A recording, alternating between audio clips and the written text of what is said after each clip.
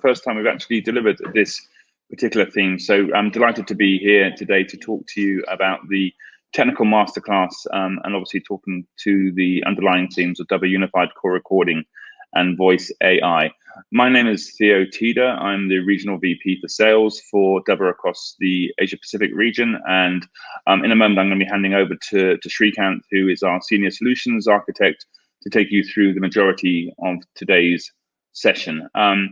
Hopefully you can see in front of you an agenda. So starting off with the Dubber company overview, which I'll talk to for no more than sort of 3 to 5 minutes. And then we'll get into the meat of the session, if you like, in terms of the actual architecture, the demo, the integrations piece, but then also looking at some of the clever stuff that can kind of be output using the Dubber platform, i.e. the dashboards and the analytics. And then we'll have a quick catch up on some of the themes that we're working on from a product roadmap perspective, allowing sufficient time for Q&A towards the end of the hour. Just in terms of questions, you should hopefully be able to see a chat function on your screen. If there's anything that particularly piques your interest through the session, please do ask it through the chat function. We'll endeavor to answer it if it's immediate there and then. If not, we'll try and collate it towards the end of the session. And if there's anything in there that we can't answer, obviously we'll come back to this group post-webinar. So as I said, if you can use the chat function, and my name's Theo Tida, and as I said, remember, I'll be handing over to Shrikant to talk to you around the particular masterclass and getting the technical skills that you need to be able to deliver Dubber into your own partner community, but also to end customers. So let's have a quick look at the corporate piece first, and I said I will keep this quick. So for those of you who don't know, we're actually an Australian business. We're ASX listed. We are 10 years young and probably got going in earnest when we listed back in 2015. And you can see that we're about 160 employees globally and headquartered, as I said, in Australia, and Melbourne is HQ. So all of our employees celebrating the homeschooling no longer being part of our world today. In terms of the technical piece, we are very much a native cloud solution, and therefore we have some inherent benefits around both the way we go to market, but also the multi-tenancy that comes within the Dubber platform. And Sri will be talking to that through the session. And equally, as we scroll down, you can see that we are very much a business that makes use of API connections and also partnerships. So when we talk to the API use, don't be surprised to see that we would have significant projects on the go with people like Salesforce, but also building out integrations with things like Microsoft Dynamics, as well as obviously using other BI tools. So for example, whether it's Tableau or Power BI or Cognos or similar, and therefore be able to show that to you today will be helpful in terms of being able to see what you can actually do with this voice data. And then obviously from a commercial perspective, growing quite significantly. So we expect that sort of 160 employees to be closer to 300 in the next 12 to 18 months.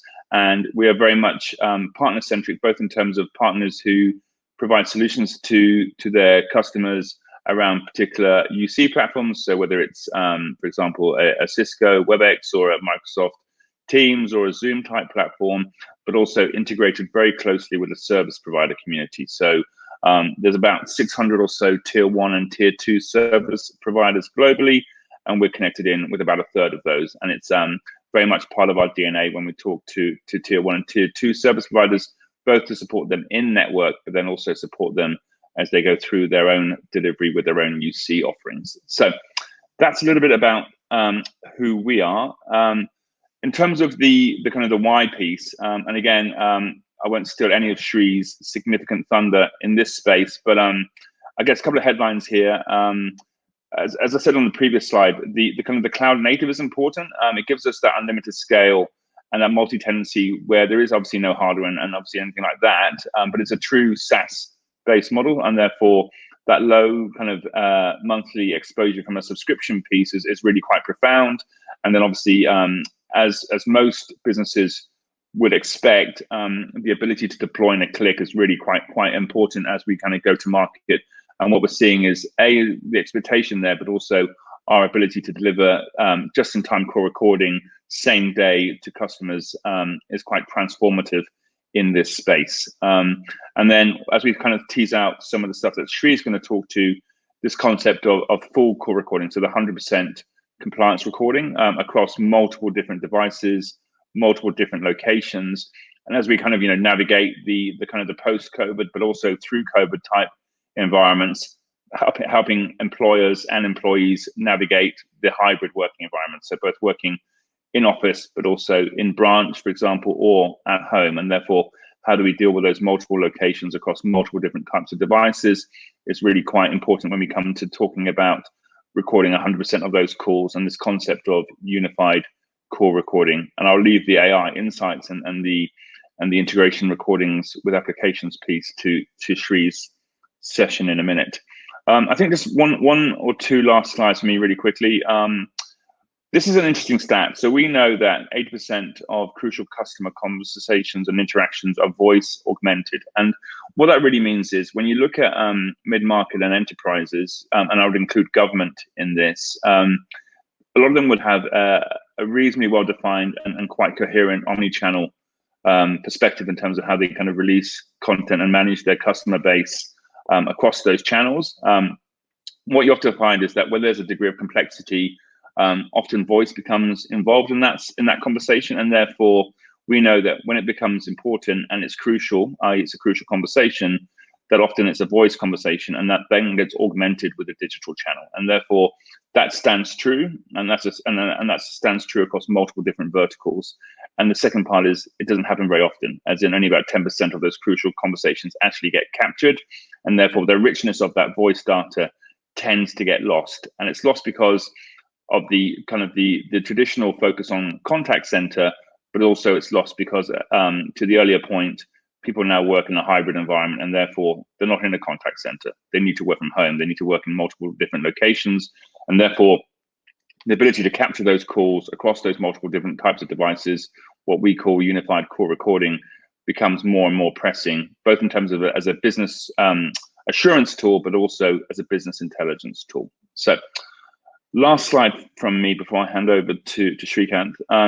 So when we talk about that, taking it a little bit lower in terms of statement, what we see is user cases across pretty much every type of business need, and therefore when you look from anything from a fairly obvious one around compliance, and obviously having to understand that we have the ability to capture 100% of calls, what that really talks to also from a regulatory perspective is not only in terms of the compliance and the regulatory mandates. So, for example, we know that, with the Royal Commission and some of the enforceable legislation coming out this October, there's certain things that the financial services industry needs to be across. And therefore, with the unified call recording and the ability to do those rapid investigations and use the power of the searchability within DUBA, that becomes an obvious choice. But as you move across from left to right, what you also see is a whole raft of other types of case studies. So whether it's around setting up key notifications and keywords from a customer experience perspective, informing the workflow optimization that comes out of those keywords in terms of what kind of conversations are triggering complexity in a business, all that data-rich insights and the way to actually use that to make a better operational efficiency within the business, but also a better customer experience becomes quite profound. And then again, moving further left to right, what we see from a crucial conversations piece is being able to have that kind of accuracy and evidence of calls becomes quite compelling.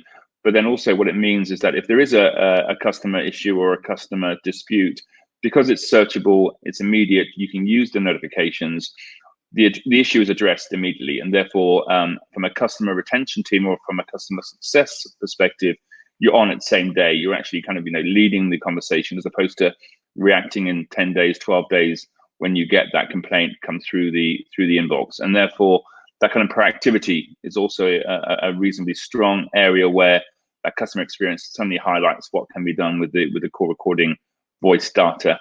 And then last but not least, as we move again from left to right, what we see is the conversational AI, which is driven through things like the notifications, that optimizes the workflow and the processes that we kind of can see need enhancing or improvement within the end customers, but then also allows that kind of collection of data that voice data to be overlaid with existing enterprise data.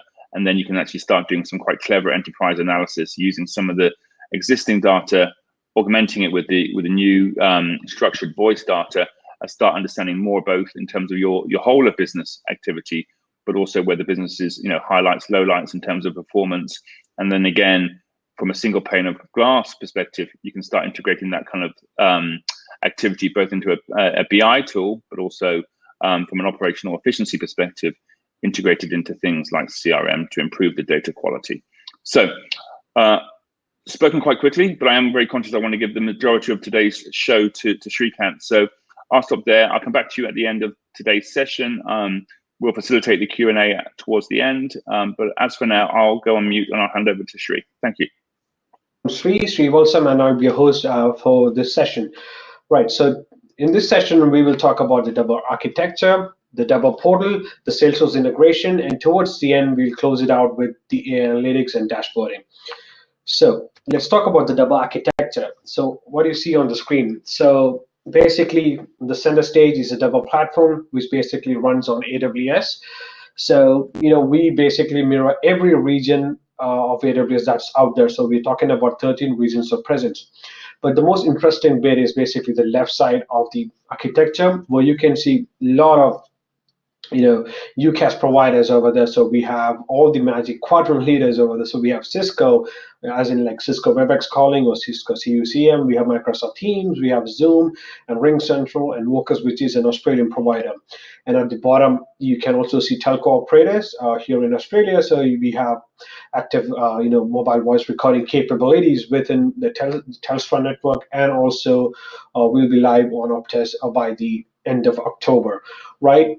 And we also have, global integration with the likes of AT&T, Verizon, Bell Canada, and also certain operators within the UK region as well, right? So the whole beauty of the platform is that, you can capture every kind of conversation that happens, between your employees or customers in different arenas or avenues. So, right, they could be making and receiving calls on any UCaaS platform, and when they are out of the office or when they are at a low internet bandwidth region, they would be jumping on a mobile call, which we can basically tap into, right? So the kind of data that the double platform exposes is like huge, right? So with the kind of integration, especially with the telcos and the Cisco WebEx callings and the CUCMs of the world, what we have is basically a direct connect where we tap into the network using SIP-REC protocol to capture the voice traffic.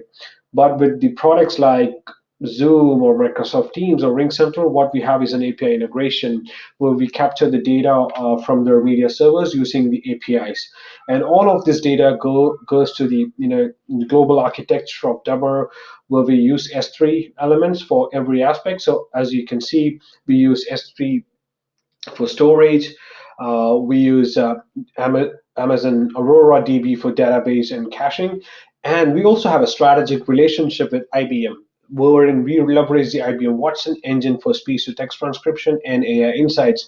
And on the right side on the cloud, you can see we have the media, which might be audio or video, and we have speech-to-text transcription, AI notifications, and the sentiment.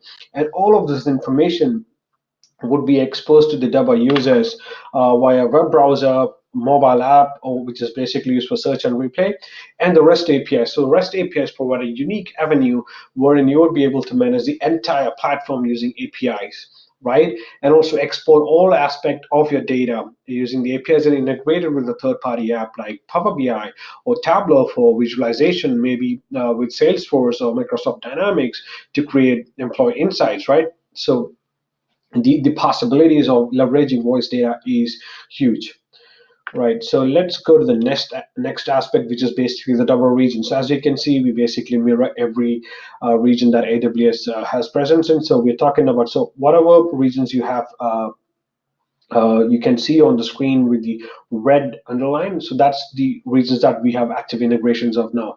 But we could also turn on certain regions, in a couple of hours, because everything runs on cloud, right? So, we have the global architecture over here. So you're basically covered for any region that you need to have call recording enabled on. So basically, from a data sovereignty and also data, consumption, wise, we are pretty well positioned in this market. Right, now let's go to the portal demo. Right, so I hope you guys are able to see my screen. Right, so what you're seeing right now is a double portal. So I could log in onto the portal using single sign-on because we have active, SAML integration. So you could use an Azure or ADFS login to get into the portal. So once you're in the portal, you get to see all the calls, based on the kind of user permissions you have. All the calls or certain calls or group calls, where the admin has provided you with the access with. Right? So in this case, you get to see the call details, who had made what call, the duration, the date and the time, play back the call. You can share the call as an external link via email. You can add notes to the call after you listen to that particular conversation. So I just got kicked out of the session. So just logging me back. Right, so over here, I could also download and also delete the conversations based on my user permissions, right? So tagging is important because you could tag, put in any kind of, information over here and save it. And the next time I want to visit that call, I just type in that information and the call would populate over here. And you also have an access to the search engine wherein you will be able to search in all your calls, personal calls and team calls.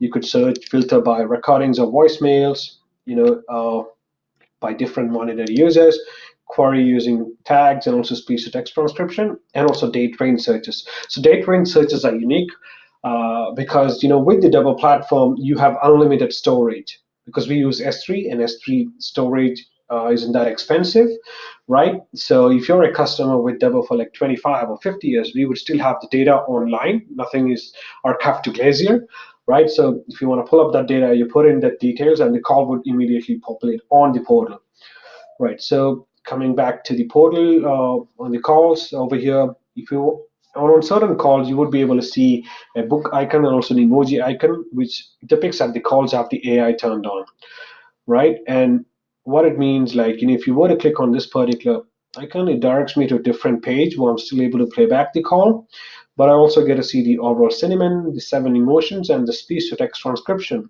And each sentence is transcribed with the sentiment for that particular sentence, right? And if I want to start playing the call from a particular utterance, I click over here, the call would start playing from there, right? And the beauty of the platform lies in the fact that you would be able to export the MP3 file, the AI cinnamon, the emotion, and the speech-to-text transcription, and push it to a different system for AI insights or for a third-party integration like Microsoft Dynamics or Salesforce. And another feature that you get with the platform is AI notification. In simple terms, it's keyword matching. So if you're a stock new customer, this would be empty, but for the sake of the demo, I've created some pre-built notification. So let's say, let's take an example of health emergency, right? So an ambulance provider, what are the keywords that they are focused on? So whenever keywords like emergency or accident or trauma are mentioned in a particular conversation, and that conversation could be an inbound call or an outbound call, it includes one user, which might be your new user, monitored user, and the other participant might be a vulnerable customer, right? You put in the mobile number or DID, and optionally select the sentiment. So whenever these criteria are met, it would send out a notification to that particular stakeholder on a frequency of his choice. So if it's really urgent, put it immediate. If it's not so urgent, it's a summary, right? And the thing is, why do you need notification? So let's say in this case, like, health emergency providers, they get hundreds of calls per hour, right? But it's always cutting the noise out, so there might be false positives, right? So in this case, whenever critical conversations happen, you as a stakeholder need to be notified, so you don't have to listen to all the thousands of calls that happen during a week or a day, right? So and with this, you could also funnel this information to create other workflows. So if you want to send out mass SMS notification to your field team, what you could do is you could select a Twilio endpoint to send mass SMS notification, right? So really, bring in all those voice data and actioning it, right? So, and you could create up to 100 notification, right? So that's about the portal demo in a nutshell, right? So the next bit that I want to talk about is the Salesforce integration, right? So what you could do with the Devel platform is you could take the data out from the Devel portal and ingest it to the Salesforce URL, right? So you could go to the Salesforce marketplace, purchase integration, and you have a single pane of glass to view the call recording. So you could log on to the Salesforce page and view the call recordings. So you could basically map the customer journey. So let's go over here and see the Deborah demo. So over here, I have an account which is known as Deborah demo. So it could be any customer account. So you get to see all the attributes or elements over here on Salesforce. And apart from that, once you have the active integration, you could go to this particular tab, Deborah, where you would see all the calls attached to this particular accounts, right? So you have the cradle to grave information, like when the lead came in, what was the customer journey like? So maybe in the beginning it was red, and towards the closing it was all green, right? So let's say if you want to listen to this particular conversation, you click over here. It directs me to a page which under recordings. You would see all the details attached to that call, right? And if you have AI, you would also see the transcript. So really handy, right? So you don't have to listen to the call. And if I want to listen to the call, I just click on this link. It would then direct me to the Devel page. So this is how the Salesforce integrations works, and you could basically mimic this for Microsoft Dynamics CRM or any other CRM that's out there using our open APIs. Right. So that marks the end of the Salesforce integration. So the next bit that I want to talk about is analytics.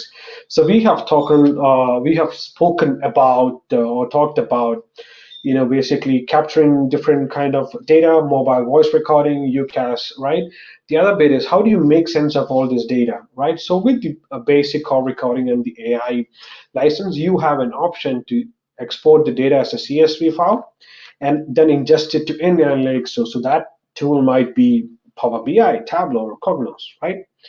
So, and this is the kind of information that it exposes, all the elementary information. So if you have AI, you get the call sentiment and tone, and also the media file, like the links to those, basically the interactions. So over here, let's look at a case study that we did with a point of sale software vendor here in the Australian market. Really, the pain points were basically declining customer retention and satisfaction, right? So we went in there with the Deborah AI solution and attached the solution to the UCAS platform for like 3 months. And they already had a Tableau practice, so they had BI engineers over there. And mine is that basically they just use the CSV, so they were not even using topic modeling or key phrase extraction from the data set. They were just using the CSV, which exposes all the information which I just showed you before. So in this case, the weekly report, so it was between the 15th of June 2020 till 19th of June, right? You can see that they had like 500 odd calls spanning across 25 users, mainly an inbound call setup. You can see the call trend and average call distribution. Everything seems to be consistent on the trend, except for 17th, we'll see a spike in inbound calls. So green is inbound. And you can see the average call distribution is quite high for inbound between 8 and 10:30. And you can also see the user information. But this doesn't expose any kind of customer dissatisfaction or anything of that sort. But if you go to the next dashboard where you have the AI, you still have the KPIs, but also get the overall sentiment, right?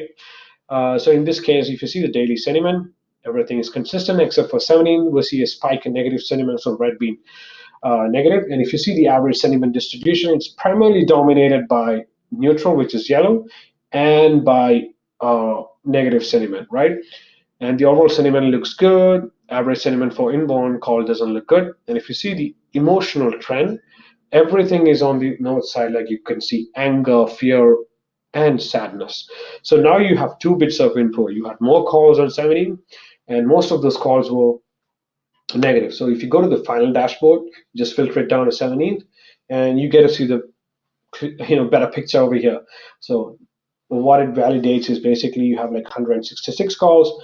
Most of them were inbound, and most of them were negative. So how do you basically deduce like what's happening on that day?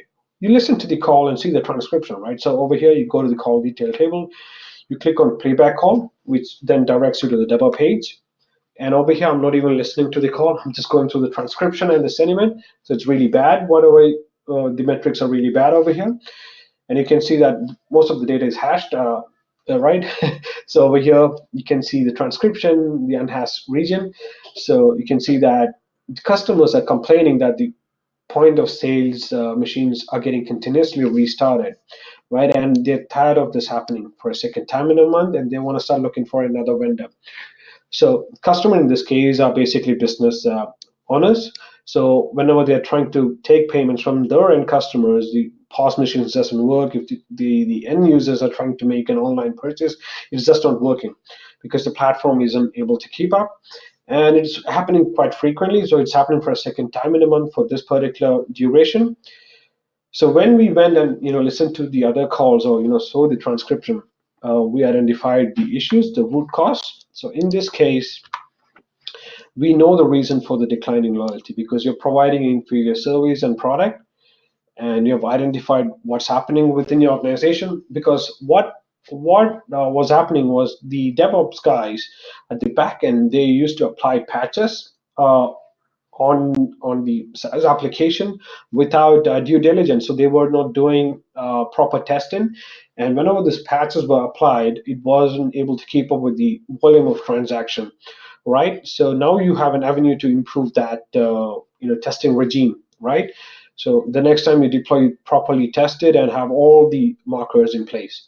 And the third avenue is like to create AI notifications, right? So whenever keywords like restarting, payment gateway machines, or POS machines not working are mentioned in a particular conversation, you as a stakeholder would be notified immediately, rather than you wait for like 2 days or a week to know what has happened, right? So you are on top of your game and you know how to rectify it immediately. So that's one bit, one avenue that basically the Double AI solution can fix, like basically your customer, protecting your customer base, right? So this was a case study which was focused for this particular customer. And how do you basically replicate it for other users? So what we have done is we have created a template on Power BI, because Power BI is kind of free for every Microsoft user. So you attach the CSV to this template, and you would be able to gain insights using this, right? So you would be able to see the key performance indicators. But if you have AI, you get to see your overall sentiment of your organization, how many calls were positive, how many calls were negative, what's the trend, right? And using the final dashboard, you would be able to identify the root cause, right? So in this case, you just filtered for one particular day. They had like 6,000 calls. Now it's come down to 15, which is an easier number to work with than 6,000. And if you want to listen to all those negative calls for that particular day, you click on the URL. So this is the customer account. I won't be able to log in. So you would be able to listen to the call and also see the transcription. So really handy. So we're happy to send this across to our partners. Right. So the next bit that I want to talk about is roadmap. So we have spoken about the things that are existing today. So what's lined up for the future? So the main aspects are like AI enhancement, user experience, and security. So I want to touch on the AI enhancement, right? Because we are investing a lot of resource and capital on improving the AI. So some of the avenues are basically, anomaly detection or fraud detection. So there are active projects going in that space, and also fine tuning of the IBM Watson engine for improved accuracy. Like we have mentioned about keywords, the next iteration would be phrases, right? And also custom language modeling for certain sectors like FSI or legal or real estate, right? And the second avenue is like user experience. So with the Microsoft Teams, we would have video, meeting capture by the end of September, and maybe by the end of this year, December, we would have instant messaging or Microsoft Teams, messaging also available on the platform that will be captured. And also there would be significant UI enhancements. So we are looking to revamp the design to make it more attractive in terms of the dashboards and other stuff. And the third avenue is security. So we have active SAML integration, but we're also trying to onboard service provider initiated SSO. And the important one is self audit reports, right? So right now, if you want to see the audit report for your account, you need to send a support request of a support team, right? Because that's not self-serve, because you'll have to basically do something. But what we are trying to achieve is basically you would have a option to download the audit reports for a certain period of your choice, and you would be able to see who has accessed your account, how many calls were downloaded, who has downloaded the calls, who has deleted the calls. So really, from a security standpoint, that's really prime, right? So these are the things that's coming in the future, right? That's it from my end. I'm going to hand it back to the team. Thank you. Right. Great, thanks, Sri. Sri, just one quick question we have, which is not, it is kind of related to that last product roadmap piece around the AI enhancements. So one of the questions that Alex has asked is, when will phrases be enabled for notifications? Can you give any kind of insight into that particular question?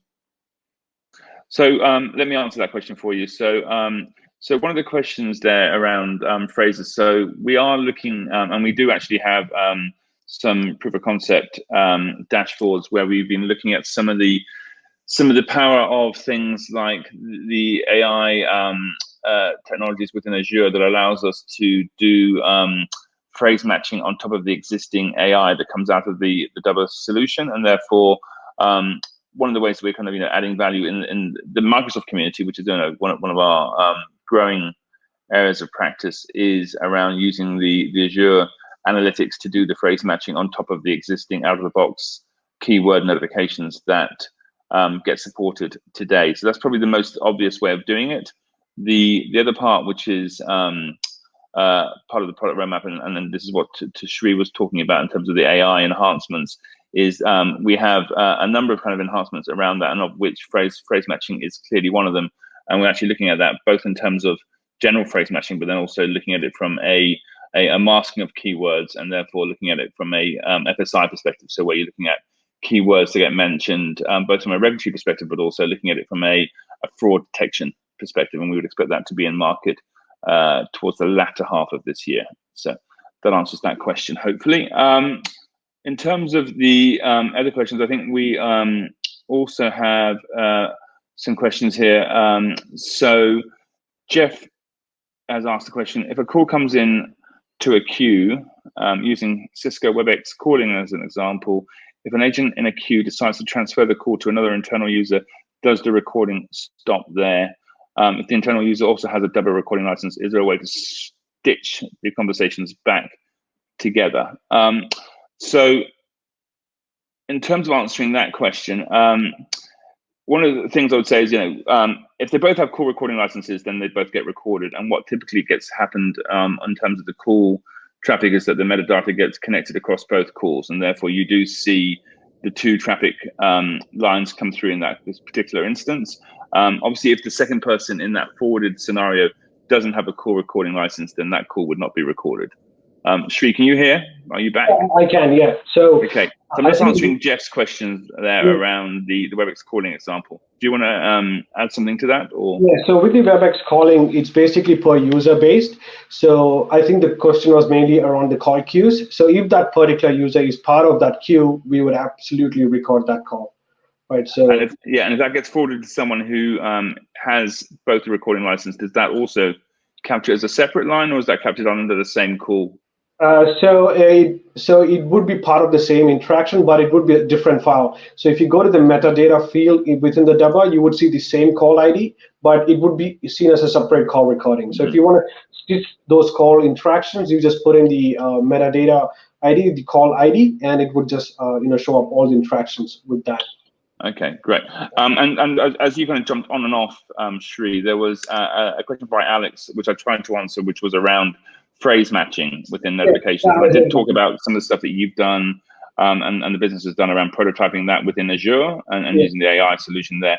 Anything else you want to add to that in terms of where we are with kind of phrase matching? And I know it is important when it comes to FSI and fraud detection, for example. Yes, so we are having some active, dev work that's been done at the back end, especially around FSI market, like fraud detection and stuff like that. But even today, using the APIs, you could do phrase matching, because put in the phrases that you want to basically keep a tab on, run an application which will check for all those details around the speech-to-text transcription and do that. But within the AI enhancement roadmap, we have keyword phrases notification that's coming up. So rather than just keyword spotting. Awesome, thanks, Sri.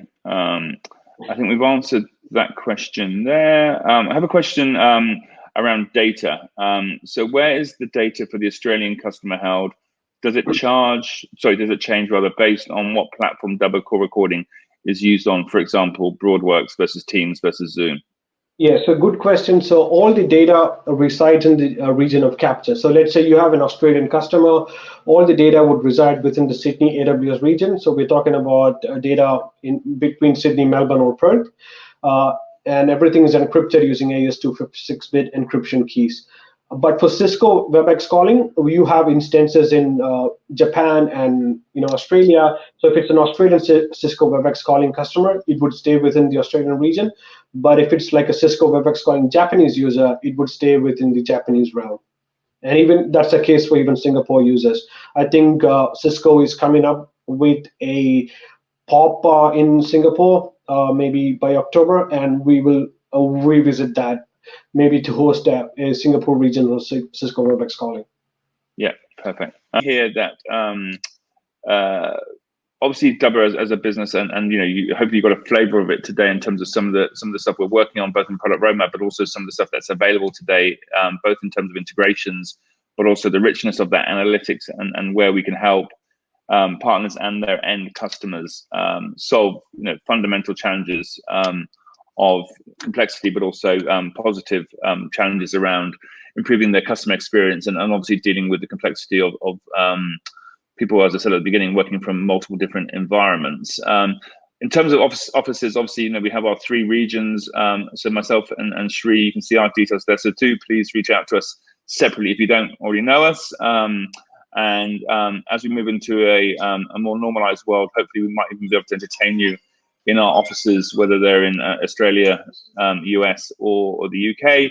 And you can see also we have, from a Dubber Alliances perspective, given that a lot of our vendor relationships come out of the US, both Tony and Adrian are US located. And for those of you who don't know, Adrian is one of our founders, and he's also the executive VP for partners and alliances. So again, an important person to be connected into. In terms of final piece from me, before I say thank you, and I said apologies for the 2 glitches, and thank you for sticking with us.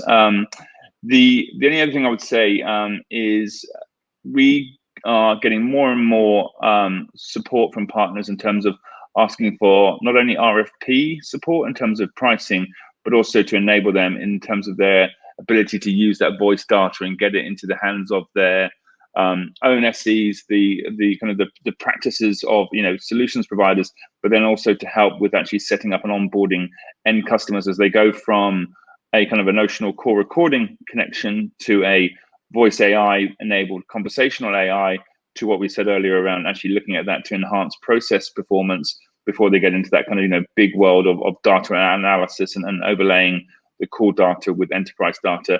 We're really keen to support all of that journey. So we're certainly not shy to kind of talk to the value of voice data, but equally we're very comfortable putting resource behind that where required. So then I would encourage you also to reach out if you have got customers who are interested in spinning up proof of concepts, or whether or not you actually just need some support in terms of dashboard analysis and getting some templates supported, whether it's using the API or whether it's actually using just some simple kind of dashboards through things like Power BI, for example. So encourage that level of interaction where it's needed. Otherwise, I think we are pretty much done. We'll close it off now and say thank you again for your attendance. Enjoy the rest of your day. Have a wonderful afternoon, and we look forward to seeing you on another webinar in the near future. Thanks, everyone. Bye-bye.